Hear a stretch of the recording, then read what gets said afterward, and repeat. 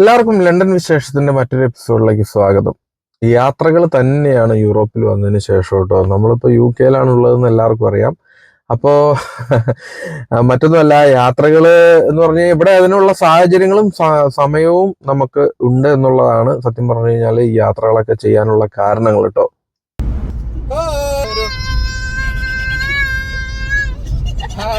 Safari park ഉണ്ട്, safari പാർക്കിലേക്കാണ്. അപ്പോ ഇതിന്റെ നമ്മുടെ പുറകിൽ വരുന്ന വണ്ടി നമ്മുടെ കൂട്ടുകാരാണ്. നമ്മള് ഫാമിലി ആയിട്ടാണ് പോണത്. അപ്പോ എല്ലാവർക്കും സ്വാഗതം. റെഡി, 1 2 1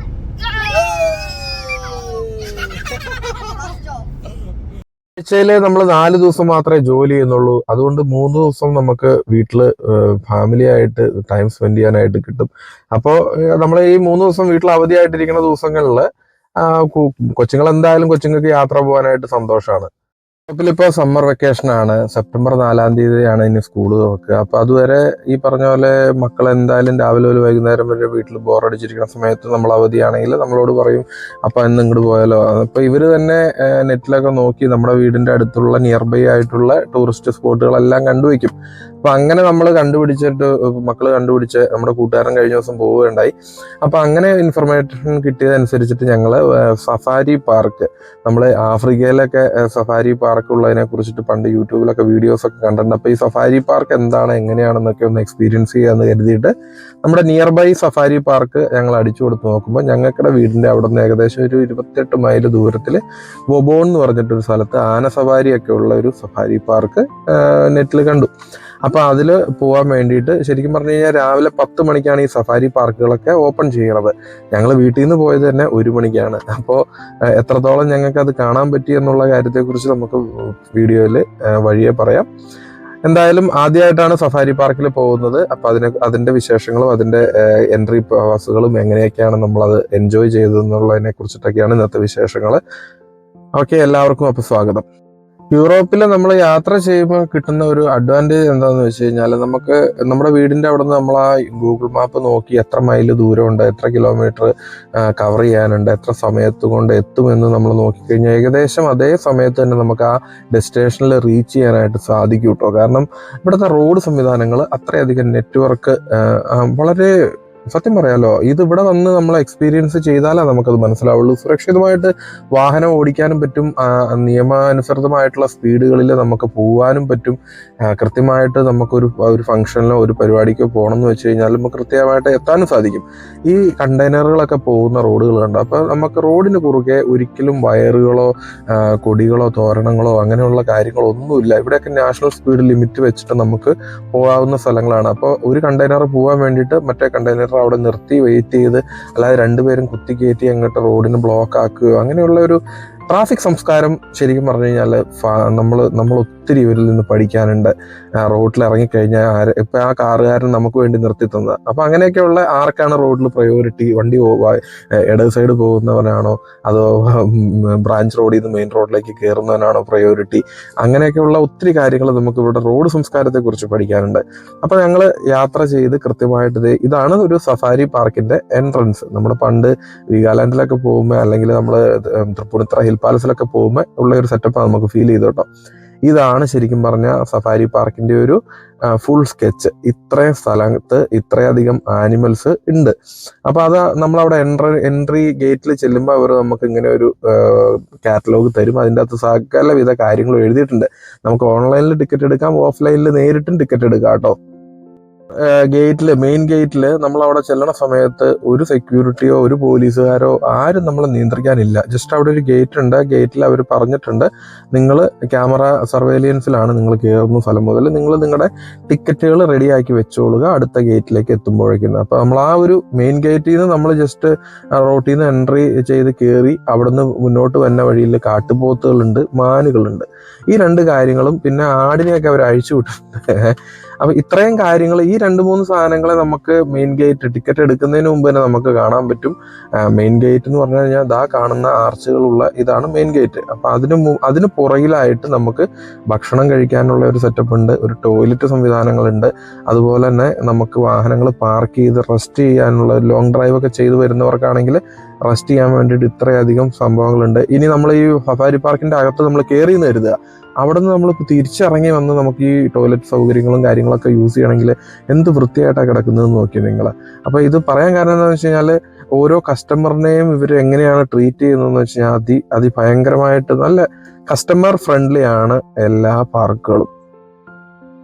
എൻ്റെ അടുത്ത് നമ്മൾ ഓൺലൈനിൽ ബുക്ക് ചെയ്യുകയാണെങ്കിൽ നമുക്കിവിടെ വന്ന് ബുദ്ധിമുട്ടേണ്ട ആവശ്യമായിട്ടില്ല. നേരെ വരുന്നു, നമ്മൾ ആ എടുത്ത ടിക്കറ്റിൻ്റെ QR കോഡ് അവിടെ നമ്മൾ അവർക്ക് കൊടുക്കുന്നു. ഇവിടെ നമ്മൾ എൻട്രി ചെയ്യുന്നതിന് ഒരു കാറിന് 5 സീറ്ററുള്ള ഒരു കാർ എൻട്രി ചെയ്യുന്നതിന് നമുക്ക് 110 പൗണ്ടാണ് ടിക്കറ്റിനാവുക. അപ്പോൾ കാറിൽ നമുക്ക് 5 പേർക്ക് യാത്ര ചെയ്യാം. ഓരോ വ്യക്തികൾക്കുമായിട്ട് ടിക്കറ്റ് എടുക്കുകയാണെങ്കിൽ 32 പൗണ്ട് പേഴ്സണൽ ടിക്കറ്റും 30 പൗണ്ട് ഓൺലൈൻ ടിക്കറ്റും അങ്ങനെയാണ് ടിക്കറ്റ് നിരക്കുകൾ വരുന്നത് കേട്ടോ. കുട്ടികൾക്ക് റേറ്റ് കുറവുണ്ട്, ഫാമിലിക്കും റേറ്റ് കുറവുണ്ട്. വൺസ് നമ്മൾ ഈ കാർ പാസ് ആണ് ഞങ്ങൾ എടുത്തത്. കാർ പാസ് എടുത്തു കഴിഞ്ഞാലുള്ള ഗുണം എന്താണെന്ന് വെച്ച് കഴിഞ്ഞാൽ നമുക്ക് ഇനി സെപ്റ്റംബർ മാസം 31-ാം തീയതിക്ക് മുമ്പ് ഒരു വിസിറ്റ് കൂടി, എന്ന് വെച്ചാൽ ഈ 110 പൗണ്ടിൽ നമുക്ക് 2 വിസിറ്റ് ചെയ്യാനുള്ള അനുമതി ഉണ്ട് കേട്ടോ. എന്ന് വെച്ച് കഴിഞ്ഞാൽ ബൈ 1 ഗെറ്റ് 1 ഫ്രീ എന്ന് പറഞ്ഞിട്ടുള്ളൊരു ഓപ്ഷൻ. അവിടെ നിന്ന് നമ്മൾ കയറി കഴിഞ്ഞ് കഴിഞ്ഞാൽ പിന്നെ അങ്ങോട്ടേക്ക് ഇങ്ങനെ മൃഗങ്ങൾ റോട്ടിലൂടെ അലഞ്ഞു തിരിഞ്ഞ് നടക്കുക എന്ന് വേണമെങ്കിൽ പറയാം. മനുഷ്യരെ ഉപദ്രവിക്കാത്ത മൃഗങ്ങളാണ് എല്ലാം ഫെൻസുകൾക്ക് പുറത്ത് നടക്കുന്നത്. ഇപ്പം കാട്ടുപോത്തൊക്കെ ചിലപ്പോൾ കാറൊക്കെ മറിക്കുമായിരിക്കും, പക്ഷേ ഇവരൊന്നും അങ്ങനെ, ഇവർക്ക് തീറ്റയ്ക്ക് ദാരിദ്ര്യം ഇല്ലാത്തതുകൊണ്ടാന്ന് തോന്നുന്നു. ഇവര് നമ്മുടെ വാഹനത്തിന്റെ അടുത്തേക്കൊന്നും വരാറില്ല കേട്ടോ. അതോ ഇനി അവരെ ആ ഒരു രീതിയാണ്, നമ്മൾ ഇവിടുന്ന് ഫുഡൊന്നും കൊടുക്കരുത് എന്ന് പറഞ്ഞിട്ട് ഒരു 10-20ഓളം വാണിംഗ് നമുക്ക് ഓൾറെഡി അവർ ആ ടിക്കറ്റിൻ്റെ അകത്ത് എഴുതിയിട്ടുണ്ട്. മൃഗങ്ങൾക്ക് യാതൊരുവിധ സാധനങ്ങളും കൊടുക്കരുത്, ചില്ല് താത്തരുത്, അങ്ങനെയൊക്കെ പറഞ്ഞിട്ട്. ഈ പറഞ്ഞ ഹിപ്പോപ്പൊട്ടാമസ് പോലത്തെ ഹൈന എന്ന് പറഞ്ഞിട്ടുള്ള അതിന്റെ കൊമ്പ് കണ്ടു കഴിഞ്ഞാൽ തന്നെ പേടിയും. അതൊക്കെ നമ്മുടെ കാറിനോട് ചേർന്നാണ് നിൽക്കുന്നത് കേട്ടോ. അപ്പൊ പുള്ളിക്ക് ദേഷ്യം തോന്നിക്കഴിഞ്ഞാൽ ഒരു കുത്തു കൊടുത്തു കഴിഞ്ഞാൽ നമ്മുടെ കാർ മറിക്കാവുന്ന കാര്യങ്ങളുള്ളൂ. അതൊക്കെ ആ ടിക്കറ്റിന്റെ വാണിങ്ങിന്റെ അകത്ത് നമ്മുടെ ചില്ലുകൾ ചിലപ്പോൾ തകർക്കാം, വണ്ടിക്കകത്ത് സ്ക്രാച്ചസ് വരാം, വണ്ടിക്കകത്ത് പോറലുകൾ വരാം എന്നൊക്കെ പറഞ്ഞ് ഇതെല്ലാം അംഗീകരിച്ചാൽ മാത്രം നിങ്ങൾ അതിൻ്റെ അകത്തോട്ട് കയറിയാൽ മതി എന്ന് നമുക്ക് ആ ടിക്കറ്റിൽ കുറെ കാര്യങ്ങൾ പറഞ്ഞിട്ടുണ്ട് അവര്. അപ്പൊ നമ്മുടെ റിസ്കിലാണ് നമ്മൾ ഈ സഫാരി പാർക്കുകളിൽ കയറുന്നത് കേട്ടോ. ഇവിടുന്ന് അങ്ങോട്ട് മുന്നോട്ട് പോകുമ്പോൾ നമ്മളെ ജീവിതത്തിൽ ആദ്യമായിട്ടാണ് സിംഹത്തിന്റെ മടയിലേക്ക് കയറാനായിട്ടുള്ള ഒരു കാത്തുനിൽപ്പ്. വളരെ സിസ്റ്റമാറ്റിക് ആയിട്ടാണ് ഇവര് ഈ സിംഹത്തിന്റെ കൂട്ടിലേക്ക് കയറ്റി വിടുന്നത് നമ്മളെ. സിംഹം പള്ളിപ്പറമ്പ് പോലെയുള്ള വനത്തിൽക്കൂടെ അഴിഞ്ഞു നടക്കുകയാണ്, നമ്മൾ അതിൽ വാഹനത്തിൽ കയറുകയാണ്. അപ്പോൾ 2 ഗേറ്റുകളാണുള്ളത്, ഒരെണ്ണം ബാക്കിലൊരു ഗേറ്റ്, ഒരെണ്ണം ഫ്രണ്ടിലൊരു ഗേറ്റ്. അപ്പോൾ നമ്മൾ ബാക്കിലെ ഗേറ്റിൽ നിന്ന് എൻട്രി കയറി കഴിഞ്ഞ് ആ ഫ്രണ്ടിലെ ഗേറ്റിൽ വന്നു കഴിഞ്ഞാൽ ഫ്രണ്ട് ഗേറ്റ് ക്ലോസ് ആയിരിക്കും. ബാക്കിലെ ഗേറ്റിൽ ഫുള്ള് ക്ലോസ് ആയതിനു ശേഷം മാത്രമേ ഫ്രണ്ട് ഗേറ്റ് തുറന്നു നമ്മളെ അകത്തേക്ക്, ഈ കൂടിന്റെ അകത്തേക്ക് കയറാനായിട്ട് അനുവദിക്കുള്ളൂ. കയറാനും ഇറങ്ങാനും ഇങ്ങനെയുള്ള ഡബിൾ ഡോർ ഫെസിലിറ്റീസ് സെറ്റപ്പാണ്, സെക്യൂരിറ്റിയാണ്. കാരണം എന്താണെന്ന് വെച്ച് കഴിഞ്ഞാൽ ഇൻ കേസ് ഇവൻ ഈ സൈഡിൽ കൂടെ എങ്ങാനും വന്ന് പുറത്തേക്ക് ആടിക്കഴിഞ്ഞ് കഴിഞ്ഞാൽ പണി പാളൂലോ. സിംഹം, പുലി, കരടി അങ്ങനെയൊക്കെയുള്ള അപകടകരം പിടിച്ചിട്ടുള്ള ജീവികളാണ് ഈ ഒരു പാർക്കിൽ, ഈ ഏരിയയിലുള്ളത്. അപ്പൊ ഞങ്ങൾ ശരിക്കും പറഞ്ഞു കഴിഞ്ഞാൽ ഒരു 6-7 കാറിനെ അങ്ങ് കയറ്റി വിടും. അതിനുശേഷം അടുത്ത ഗേറ്റ് അടയ്ക്കും, സെക്കൻഡ് ഗേറ്റ് അടയ്ക്കും. 6 മീറ്റർ പൊക്കത്തിൽ നല്ല ഫെൻസുകൾ, ഇലക്ട്രിക്കൽ ഫെൻസ് ആയിരിക്കും ഇതെല്ലാം വെച്ചേക്കണത്. കാരണം ഇവന്മാര് അല്ലെങ്കിൽ അതിൽ കൂടുതൽ ഹൈറ്റിലൊക്കെ ചാടിക്കഴിഞ്ഞ് കഴിഞ്ഞാൽ ചിലപ്പോൾ പുറത്തോട്ട് പോകാൻ ചാൻസ് ഉണ്ട്. അപ്പോൾ സിംഹം അല്ലെങ്കിൽ കരടി അല്ലെങ്കിൽ പുലി, ഈ 3 സാധനങ്ങളിൽ ഏതോ, ആദ്യം ഞങ്ങൾ കയറിയത് കടുവയാണോ പുലിയാണോ എന്ത് പണ്ടാരണത്, അത് ഭയങ്കര ദൂരത്തേക്ക് അവന്മാർ നടക്കണത്. നമ്മുടെ അടുത്തേക്ക് കാറിന്റെ പേടിച്ചിട്ടാണോ ഇനി കാറിന്റെ അടുത്തേക്ക് വരുന്നില്ല അവര്. വളരെ ദൂരത്തേക്കടെ അവരങ്ങനെ ഉലാത്താന്ന് വേണമെങ്കിൽ പറയാം. തീറ്റ കഴിഞ്ഞിട്ട് അങ്ങോട്ടും ഇങ്ങോട്ടും. ഇനി അപ്പുറത്തെ കൂട്ടത്തിൽ നമ്മൾ പോയപ്പോൾ നമുക്ക് അവിടെ ഇതിനെ കാണാൻ പറ്റി, കരടികൾ തൊട്ടടുത്ത് തന്നെ, തൊട്ടപ്പുറത്തേക്കണം ചുറ്റിപ്പറ്റി നമ്മുടെ കാറിന്റെ അടുത്തേക്കടെയൊക്കെ നടക്കുന്നുണ്ട് കേട്ടോ. അതുപോലെ തന്നെ ഇവർക്കിടെ വാഹനങ്ങളിൽ ഇവരുടെ ഈ ഫോറസ്റ്റ് വണ്ടികളെ പോലെ പുലിയുടെ കളറിൽ പെയിന്റ് അടിച്ചേക്കുന്ന ഒരു ജീപ്പുകൾ, ഈ ജീപ്പൊക്കെ ഓടിക്കുന്ന ചില ചേച്ചിമാരൊക്കെ അവിടുത്തെ സ്റ്റാഫുകൾ കേട്ടോ. അപ്പൊ അതൊക്കെ ശരിക്കും പറഞ്ഞാൽ അവരുടെ കോൺഫിഡൻസ് നമ്മൾ സമ്മതിച്ചേ പറ്റുമോ. അപ്പൊ അവരിങ്ങനെ ഈ പറഞ്ഞ പോലെ ഈ വണ്ടി കൊണ്ട് എവിടെ നിൽക്കുന്നോ ആ വണ്ടിയുടെ നിയർ ബൈ ആയിട്ട് ഇവന്മാരുണ്ടാവും. ഒന്നുകിൽ അവരുടെ വണ്ടിക്കകത്ത് തീറ്റ ഉണ്ട്, ഈ തീറ്റ പ്രതീക്ഷിച്ചിട്ടാണ് ഇവര് പുറത്തേക്ക് വരുന്നത്. അല്ലെങ്കിൽ ഇവര് ഈ വണ്ടീനെ പേടിച്ച് വണ്ടിയുടെ അടുത്തേക്ക് വന്ന് നിൽക്കുന്നതാണ്. കാരണം ഇനി അതിൽ നിന്ന് വല്ല ഉപദ്രവമൊക്കെ, കാരണം ആളുകളെയൊക്കെ ഉപദ്രവിക്കാൻ പാടില്ലല്ലോ. അപ്പൊ കരടികളൊക്കെ എന്നൊക്കെ പറഞ്ഞ കൂട്ടം കൂടിയാണ് ഇങ്ങനെ കിടക്കണ ഇവന്മാര്. അവര് നമ്മുടെ വാഹനത്തിന്റെ മുകളിൽ കയറി ചില്ല് പൊട്ടിക്കാം, ചില്ലില് മാന്താം എന്നൊക്കെ പറഞ്ഞിട്ടുള്ള വാണിംഗ് അവിടെ ഈ കരടിയുടെ കൂട്ടിലേക്ക് കയറിയപ്പോഴുണ്ട്. ശരിക്കും പറഞ്ഞു കഴിഞ്ഞാൽ ഇത്തിരി റിസ്കി ആയിട്ടുള്ള സ്ഥലമാണ്. ചില്ല് താത്തരുതെന്ന് പ്രത്യേകം പറഞ്ഞിട്ടുണ്ട്. അപ്പോൾ AC ഇല്ലാത്ത വാഹനങ്ങൾ കൊണ്ട് പോകുന്നവരൊക്കെ ഇപ്പൊ യൂറോപ്പിലൊക്കെ ആയതുകൊണ്ട് ആരും അങ്ങനെ AC കുറിച്ച് ബോധർ ചെയ്യാറില്ല. അപ്പൊ ഇപ്പൊ സമ്മർ വെക്കേഷൻ ആയതുകൊണ്ടും AC ഇല്ലെങ്കിൽ ഇത്തിരി നമ്മൾ കഷ്ടപ്പെടും.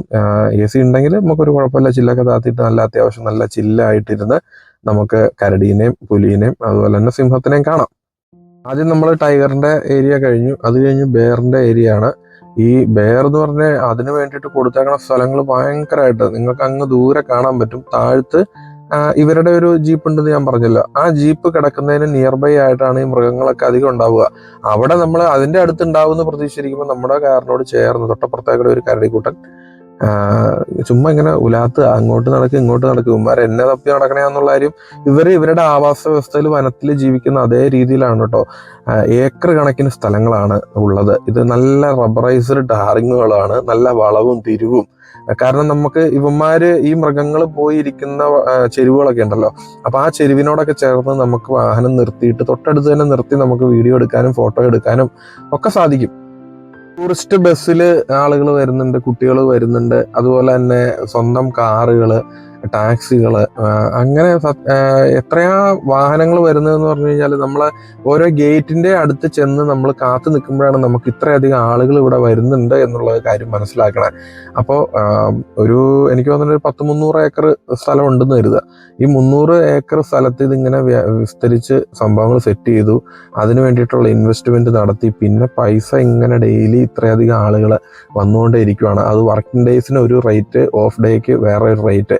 നമുക്ക് ഒരു 10 മൈൽ സ്പീഡിൽ യാത്ര ചെയ്യാനാണ് ഇവിടെയൊക്കെ സ്പീഡ് ബ്രേക്കറുകളും സ്പീഡ് പോസ്റ്റുകളൊക്കെ വെച്ചിട്ടുണ്ട്. പക്ഷെ നമ്മളെല്ലാവരും സത്യം മൃഗത്തിനെ അങ്ങ് കാണുമ്പോൾ താഴെ ഉണ്ടെന്ന് അറിഞ്ഞോടുകൂടി നമ്മൾ സ്പീഡ് കൂട്ടി അത്യാവശ്യം അത് പിന്നെ ക്യാമറകളൊന്നും ഇല്ലാന്ന് കരുതിയിട്ട് നമ്മളങ്ങ് ഓടിച്ചു വേഗം. നമുക്ക് താഴെ കുറെ കാറുകൾ നിരന്ന് കിടക്കണ കണ്ടപ്പോൾ തന്നെ നമുക്ക് മനസ്സിലായി ആ ഏരിയയിൽ എന്തോ ഒരു സാധനം കിടപ്പുണ്ട്.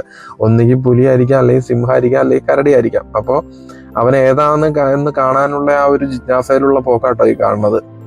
നമ്മൾ ഇതിനു മുമ്പ് ഈ പാർക്കിൽ വന്നിട്ട് സെക്കൻഡ് ട്രിപ്പൊക്കെ വന്നെങ്കിൽ നമുക്ക് സിംഹത്തിന്റെ ഏരിയ ഒക്കെ സ്കിപ്പ് ചെയ്ത് പോകണമെങ്കിൽ ബൈപ്പാസ് എന്ന് പറഞ്ഞിട്ട് കയറുന്നിടത്ത് തന്നെ നമുക്ക് ഇതിന്റെ അകത്തോട്ട് കയറാതെ നമുക്ക് നേരിട്ട് അടുത്ത ഐറ്റത്തിനെ കാണാൻ വേണ്ടിയിട്ട് പോകാവുന്നതാണ്. കണ്ടോ, ആ കിടക്കുന്ന കാറുകളെല്ലാം ഓവർടേക്ക് ചെയ്ത് തിക്കും തിരക്കും ഉണ്ടാക്കൂല കേട്ടോ. ഒരു സ്ഥലത്ത് റോഡ് ട്രാഫിക് ബ്ലോക്കും ചെയ്യില്ല, 2 ലൈൻ ട്രാഫിക് ആണ്. അതിൽ നമുക്ക് ഒരു ലൈനിൽ നമ്മൾ എപ്പോഴും ലൈൻ ട്രാഫിക് തന്നെ പാലിച്ചുകൊണ്ടാണ് ഇതിൻ്റെ അകത്ത് നമ്മൾ ഡ്രൈവ് ചെയ്യുന്നത്. ഈ പറഞ്ഞ പോലെ അങ്ങ് നിങ്ങൾ നോക്കിയാൽ കാണാൻ പറ്റും വാഹനം കിടപ്പുണ്ട്. ആ വാഹനത്തിന്റെ അടുത്തായിട്ട് ഇവന്മാര് ഒരു 5-6 പേര് കിടന്ന് ശരിക്കും പറഞ്ഞു കഴിഞ്ഞാല് അവര് ഉച്ച ഉറക്കത്തിലാണ്. ഞങ്ങൾ ചെന്നത് ഉച്ച കഴിഞ്ഞിട്ടാന്ന് പറഞ്ഞല്ലോ. 1 മണിയായി ഞങ്ങൾ വീട്ടിൽ നിന്ന് ഇറങ്ങിയപ്പോൾ 1:30-1:45 കഴിഞ്ഞപ്പോഴാണ് ഞങ്ങൾ അവിടെ ചെന്നത്. സഫാരി പാർക്ക് എന്ന് പറഞ്ഞു കഴിഞ്ഞാൽ വെറുതെ കാറിലിരുന്ന് ഡ്രൈവ് ചെയ്ത് അങ്ങ് പോവാം, ഒരു 2 മണിക്കൂറൊക്കെ കാണാനുള്ളൂ. വൈകുന്നേരം 6 മണി വരെ നമുക്ക് ഈ പാർക്ക് ഓപ്പൺ ആണ്. അപ്പൊ നമ്മുടെ വിചാരം എന്താന്ന് വെച്ച് കഴിഞ്ഞാൽ ഒരു 2 മണിക്കൂർ കൂടുതലും മറ്റേ വാഹനം ഓടിച്ച് കാണാനുള്ള ഏരിയ ഉണ്ടാവില്ല എന്നുള്ളൊരു കോൺസെപ്റ്റിലാണ് നമ്മൾ ശരിക്കും പറഞ്ഞു കഴിഞ്ഞാൽ ഉച്ചയ്ക്ക് ഇറങ്ങിയത്. അതുപോലെ തന്നെ നമ്മൾ കൂട്ടുകാരനുണ്ടെന്ന് പറഞ്ഞല്ലോ, അപ്പൊ അവര് ഫാമിലി തലേദിവസം ഡ്യൂട്ടിയൊക്കെ കഴിഞ്ഞിട്ട് പോവാന്നുള്ള ഒരു പ്ലാൻ ചെയ്ത് പോയതല്ല. രാവിലെ അങ്ങോട്ടും ഇങ്ങോട്ടും ചോദിച്ചു പോയാലോ, എന്ന് വിട്ടാലോ, ഓക്കെ ഇത്രയും ദൂരമുള്ളൂ, എനിക്ക് അങ്ങ് പോയി കളയാം. അപ്പൊ ഈ കിടക്കുന്നതൊക്കെ സിംഹങ്ങളാണ് കേട്ടോ. അവന്മാര് നല്ല തീറ്റയും തിന്ന് അതിനോട് ചേർന്ന് തന്നെ അവരുടെ ജീപ്പ് നിർത്തിയിട്ടുണ്ട്.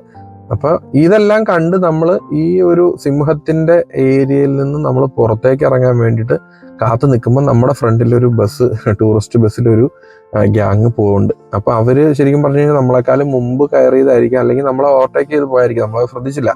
അപ്പോൾ അവര് 2ാമത്തെ ഗേറ്റിന്റെ ഓപ്പണിങ്ങിന് വേണ്ടി കാത്തു നിൽക്കുന്നു, നമ്മളിവിടെ 1ാമത്തെ ഗേറ്റിന്റെ ഓപ്പണിങ്ങിന് വേണ്ടിയിട്ട് കാത്തു നിൽക്കുന്നു. ഈ സിംഹത്തിന്റെ ഏരിയ നിന്ന് പുറത്ത് കടക്കാം എന്നുള്ള രീതിയിൽ. അങ്ങനെ നമ്മൾ ഇവിടെ കാത്തു നിൽക്കുമ്പോൾ വാച്ച് ടവർ എന്ന് പറഞ്ഞിട്ടുള്ളൊരു റൂമൊക്കെ ഉണ്ടല്ലോ, അതിന്റെ അങ്ങേ സൈഡിലേക്ക് അകത്തേക്കുള്ള എൻട്രി പുതിയ വാഹനങ്ങൾ വരുന്നവരെ കടത്തി വിട്ടുകൊണ്ടിരിക്കുകയാണ്. ഇതൊക്കെ സിസ്റ്റമാറ്റിക് ആയിട്ട് ഓട്ടോമേഷൻ ആയിട്ട് ആണ് നടക്കുന്നത്. ഇവിടെ ഒന്നും അത്രയധികം സ്റ്റാഫുകളെ ഒന്നും നമ്മൾ കണ്ടിട്ടില്ല. ആ ജീപ്പുകളിലെല്ലാം ഓരോ സ്റ്റാഫുകളുണ്ട്. ഇനി ഈ ഗേറ്റ് ഓപ്പറേറ്റ് ചെയ്യുന്നിടത്ത് സ്റ്റാഫുകൾ ഉണ്ടോ എന്ന് ചോദിച്ചു കഴിഞ്ഞാൽ നമുക്ക് കാണാനൊന്നും കഴിഞ്ഞിട്ടില്ല. ചിലപ്പോൾ ആ മുറിക്കകത്ത് ഏതെങ്കിലും ഒരു ഓപ്പറേറ്റർ ഉണ്ടാവും, അല്ലെങ്കിൽ ഈ പറഞ്ഞ പോലെ ഇത്രയധികം കാറുകൾ വന്ന് അല്ലെങ്കിൽ ഇത്ര ടൈം സെക്കൻഡ് കഴിയുമ്പോഴായിരിക്കും ഓരോ ഗേറ്റും തുറക്കണത്. അപ്പോൾ അവരകത്തോട്ട് കയറിയതിന് ശേഷം നമുക്ക് പുറത്തോട്ടുള്ള ഗേറ്റ് തുറന്നു കിട്ടി. നമ്മൾ സിംഹത്തിന്റെ ഏരിയയിൽ നിന്ന് നമ്മൾ രക്ഷപ്പെട്ടു എന്ന് വേണമെങ്കിൽ പറയാം. കാരണം അത്ര ഒരു സുരക്ഷിതമല്ലാത്തൊരു സംഭവമാണ് അതിൻ്റെ അകത്ത് നിൽക്കുന്ന ഓരോ മിനിറ്റുകളും. കാരണം ഉമ്മാരെങ്ങാനും വന്നു വല്ല ചില്ലും തല്ലി പൊട്ടിച്ചു കഴിഞ്ഞ് കഴിഞ്ഞാൽ ആരും കൂടി കഴിഞ്ഞ് കഴിഞ്ഞാൽ ഒരു ദിവസം പുള്ളിക്കാരന് കുശാലായിട്ട് ഭക്ഷണം കഴിക്കാനുള്ള സാധനം ഉണ്ടല്ലോ. എന്തായാലും ഞങ്ങൾ സിംഹത്തിന്റെ ഏരിയ ഫിനിഷ് ചെയ്തു. നമ്മൾ അവിടെ നിന്ന് പുറത്തേക്ക് ഇറങ്ങി. അപ്പോൾ അടുത്ത സ്ഥലത്തേക്ക് പോകാൻ വേണ്ടിയിട്ട് പുറത്തേക്ക് പോണ വഴിയിൽ റോഡിനെ ക്രോസ് ചെയ്ത് ഒരു ജിറാഫ് അവന്റെ ഫുഡ് തേടി പോണാണ്.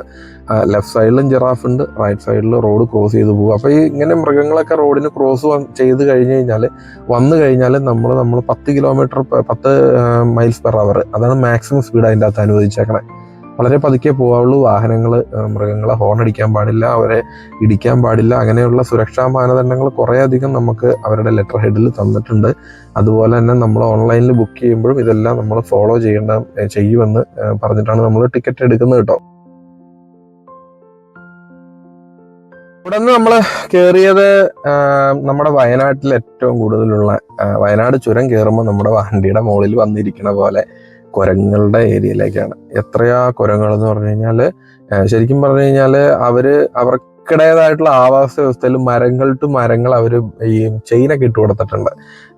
വെറുതെ ഇതേക്കടെ ഇങ്ങനെ തൂങ്ങിക്കിടന്ന് ആടി നടക്കാൻ വേണ്ടിയിട്ട് കുരങ്ങുകൾക്കിടെ ഏരിയയാണ് ഇത് മുഴുവൻ. ഈ കുരങ്ങുകളുടെ ഈ ഫെൻസ് നിങ്ങൾക്കൊരു വൈറ്റ് ഫെൻസ് കാണാമല്ലോ, അത് ശരിക്കും പറഞ്ഞു കഴിഞ്ഞാൽ അതിൻ്റെ അപ്പുറത്ത് സിംഹത്തിന്റെയും പുലിയൊക്കെ ഉണ്ടായിരുന്ന ആ ഒരു ഏരിയ ആണ്. അപ്പൊ ഇവന്മാരെങ്ങാനും ഇവിടുന്ന് അപ്പുറത്തേക്ക് എങ്ങാനും ചാടിപ്പോയി കഴിഞ്ഞാലുള്ള അവസ്ഥ എന്താണെന്ന് നമ്മൾ മനസ്സുകൊണ്ട് ആലോചിച്ചു. പക്ഷെ ഇവരെ സംബന്ധിച്ചിടത്തോളം ഇവരെ അങ്ങോട്ട് പോവില്ല എന്നുള്ളത് വേറെ കാര്യം. ഈ പറഞ്ഞ സൂകളിൽ സഫാരി പാർക്കിൽ ഞങ്ങൾ കയറിയതിന് ശേഷം നമുക്കടെ മൊബൈൽ ഇവർ ജാമർ വെച്ചേക്കുവാന്ന് തോന്നുന്നു കേട്ടോ. ഒരൊറ്റ ഫോണിന് നെറ്റ്വർക്കും ഇല്ല, കോളും പോവില്ല, അതുപോലെ തന്നെ നമുക്കൊരു ലൈവ് ഇടാനോ അങ്ങനെ ഒന്നും സാധിക്കില്ല. എനിക്ക് തോന്നുന്നത് ഒന്നുകിൽ ജാമർ അല്ലെങ്കിൽ മൊബൈലിന്റെ ടവറുകൾ ഈ ഏരിയയിൽ അവർ നൽകിയിട്ടില്ല. കാരണം ഈ മൃഗങ്ങൾക്ക് അവരുടെ ഫ്രീക്വൻസിയും അവരുടെ കമ്മ്യൂണിക്കേഷൻ ഫ്രീക്വൻസിയും നമ്മുടെ ഈ മൊബൈലിന്റെ ടവറിന്റെ ഫ്രീക്വൻസിയും ഒക്കെ തമ്മിൽ ഡിസ്റ്റർബൻസസ് വരാതിരിക്കാൻ വേണ്ടിയിട്ടാണെന്ന് തോന്നുന്നു. എന്നാലും ഈ സംഭവത്തിൽ കയറിയതിന് ശേഷം നമുക്ക് നമ്മുടെ കൂടെ ഉണ്ടായിരുന്ന ഒരു കൂട്ടുകാരനെ വിളിക്കണമെങ്കിൽ പോലും, അല്ലെങ്കിൽ നമ്മുടെ കൊച്ചുങ്ങളെ കളഞ്ഞു പോയി കഴിഞ്ഞാൽ പോലും നമുക്ക് വിളിക്കാനായിട്ട് ഒരു നെറ്റ്വർക്കും ഇല്ല എന്നുള്ളതാണ് ഒരു മോശം അവസ്ഥ. ഇങ്ങനെ നമ്മൾ ഈ കാഴ്ചകളൊക്കെ കണ്ടുപോകുമ്പോൾ നമ്മുടെ സൈഡിൽ കൂടെ നമ്മൾ അങ്ങോട്ട് കാർ ഓടിച്ച് പോകുന്ന സമയത്ത് ഇങ്ങോട്ടൊരു ട്രെയിന് ഇങ്ങോട്ട് പോകുന്നു, കുട്ടികൾക്ക് വേണ്ടിയിട്ടുള്ള ഒരു ട്രെയിനാണ്. അപ്പോൾ ആ ട്രെയിൻ യാത്രയൊക്കെ നമുക്ക് എൻജോയ് ചെയ്യാം. ഇതെല്ലാം ടിക്കറ്റ് എല്ലാം അതിൻ്റെ അകത്ത് ഇൻക്ലൂഡഡ് ആണ്.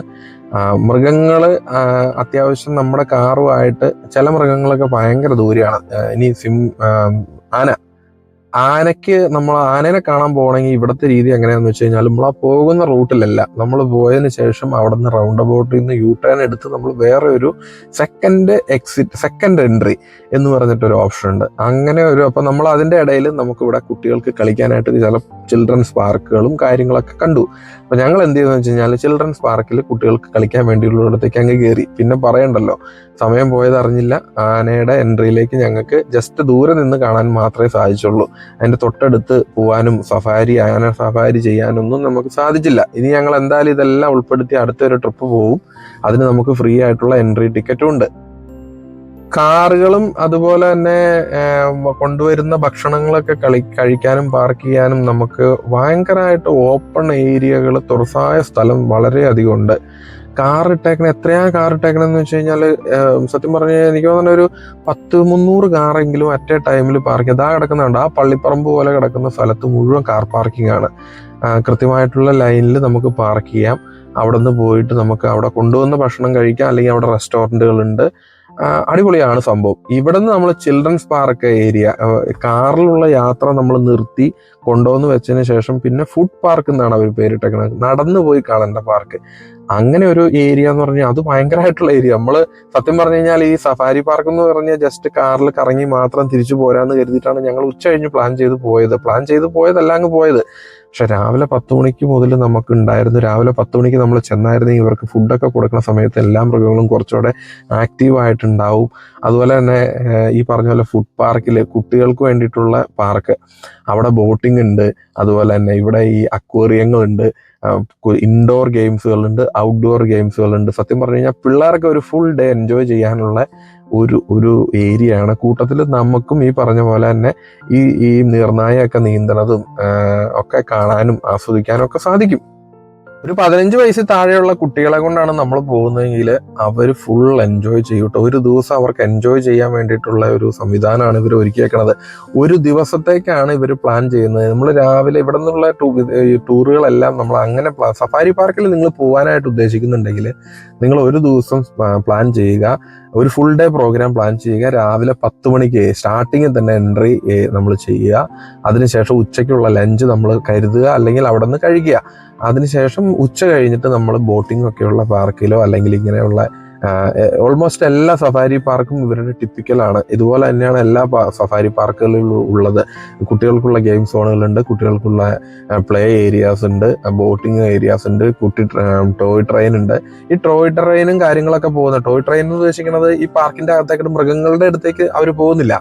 ആകെ പോകുന്നത് ഒരു അൽപ്പാക്കാസ് എന്ന് പറഞ്ഞിട്ട് ഒരു മൃഗം, ഒരു ആടിന്റെ ചെമ്മരിയാട് പോലത്തെ ഒരു മൃഗം. ആ മൃഗത്തിന്റെ ഏരിയയിൽ മാത്രമാണത് ടോയ് ട്രെയിൻ ഈ ട്രെയിനിൽ ഉള്ള യാത്ര. ഇതെല്ലാം ഹാഫ് ആൻ അവറിലാണ് നമുക്ക് സെറ്റ് ചെയ്തേക്കുന്നത് കേട്ടോ. അതുപോലെ തന്നെ ഈ കാണുന്ന ഏരിയയിലാണ് ബോട്ടിങ്ങിനൊന്നും നമ്മൾ പൈസ കൊടുക്കണ്ട.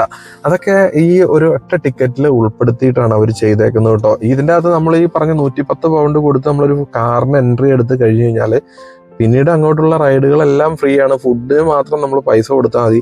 ശരിക്കും ഒരു ഫാമിലി ട്രിപ്പ് നിങ്ങൾ പ്ലാൻ ചെയ്ത് പോവുകയാണെങ്കിൽ ഫുഡ് നിങ്ങൾ കരുതുക. ഫുഡ് കഴിക്കാനായിട്ട് എത്രയാ ടേബിൾ സെറ്റ് ചെയ്തേക്കണമെന്ന് അറിയാമോ?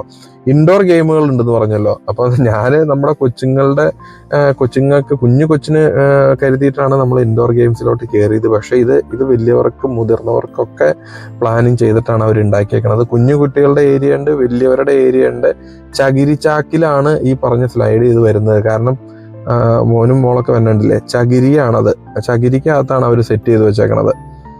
ആ ഒരു സ്ലൈഡിങ് കൂടുതലായിട്ട് തെന്നാൻ വേണ്ടിയിട്ടായിരിക്കും. ഇത് ഇൻഡോർ ഗെയിമാണ്. ഇൻഡോറിൽ പോലും ഇത്രയധികം സെറ്റ് ചെയ്ത് ശരിക്കും അഡ്വഞ്ചറസ് ആയിട്ടുള്ള ഒരു കാര്യമാണ് അതിൻ്റെ അകത്ത് അവർ സെറ്റ് ചെയ്ത് വെച്ചേക്കണം കേട്ടോ. ഒരു സ്ഥലത്ത് നിന്ന് അപ്പുറത്തെ സ്ഥലത്തേക്ക് നമ്മൾ വലകളിലൂടെയൊക്കെ ചവിട്ടിയിട്ട് നടക്കുക. ഷൂസ് ഇട്ടുകൊണ്ട് കയറാൻ പറ്റില്ല. ഷൂസ് ഒരു സൈഡിൽ വെക്കുക. അപ്പോൾ കാല് നല്ല ഗ്രിപ്പായിട്ട് പിടിച്ച് തെന്നി വീഴുമെന്നല്ല, വീണാലും താഴത്തെ ഭാഗത്തെല്ലാം നല്ല സോഫ്റ്റ് ആയിട്ടുള്ള സ്പോഞ്ചുകളാണ് അവർ സെറ്റ് ചെയ്തേക്കണത്. അന്ന് നമ്മൾ ഇൻഡോർ ഗെയിം കഴിഞ്ഞു. പുറത്തോട്ട് ഇറങ്ങി കഴിയുമ്പോൾ കുഞ്ഞു മൃഗങ്ങള് നമ്മുടെ നാട്ടില് നമ്മളൊരു കുഞ്ഞു സൂവിൽ പോയി കഴിഞ്ഞ് കഴിഞ്ഞാൽ കാണുന്ന മൃഗങ്ങള്, കങ്കാരു, ആന, എലിഫന്റ് സഫാരി ഉച്ചയ്ക്ക് 1:30 ഞങ്ങൾ ചെല്ലുമ്പോഴേക്കും എലിഫന്റ് സഫാരി കഴിഞ്ഞു പോയായിരുന്നു. അപ്പൊ ശരിക്കും പറഞ്ഞു കഴിഞ്ഞാൽ ഞാൻ പറഞ്ഞല്ലോ, രാവിലെ നമ്മൾ പ്ലാൻ ചെയ്ത് ഇറങ്ങുക, ഫുള്ള് കാര്യങ്ങൾ എൻജോയ് ചെയ്യുക. അതിനുശേഷം നമ്മൾ ഫുഡ് അവിടെ നിന്ന് കഴിക്കുക, പ്ലാൻ ചെയ്ത് പോവുക, ടൈമിനെ മാക്സിമം യൂട്ടിലൈസ് ചെയ്യുക. നമ്മളെ സംബന്ധിച്ചിടത്തോളം നമ്മൾ 1:30 ചെന്ന് 1:45 അവിടെ ചെന്നു. നമ്മൾ സഫാരി പാർക്ക് ചെയ്തു. അതിനുശേഷം ഇതിൽ പോയി. അതിൻ്റെ ഇടയിൽ കുട്ടികൾക്ക് ഐസ്ക്രീം വേണമെന്ന് പറഞ്ഞു ഐസ്ക്രീം കട അന്വേഷിച്ച് പോയി.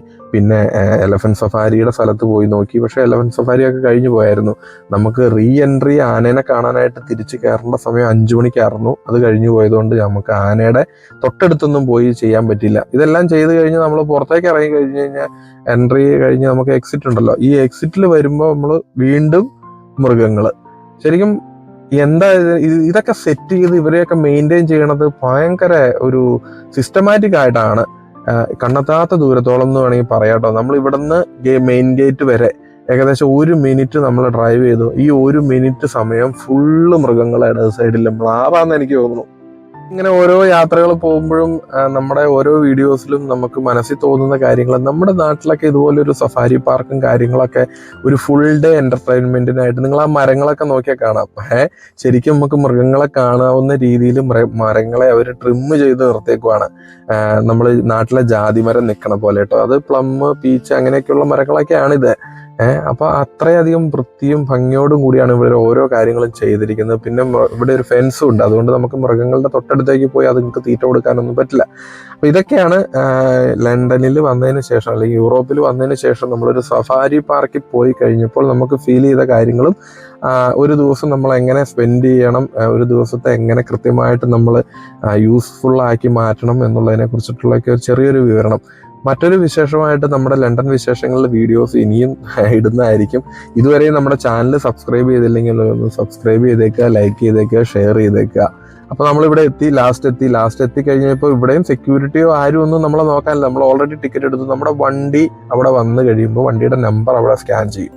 അത് കഴിയുമ്പോൾ നമ്മൾ ടിക്കറ്റ് എടുത്തിട്ടുണ്ടെങ്കിൽ അവർ ആ ഗേറ്റ് പതുക്കെ തുറന്നു തരും. നമുക്ക് മെയിൻ റോഡിലേക്ക് ഇറങ്ങി നമുക്ക് വീട്ടിൽ പോവാം.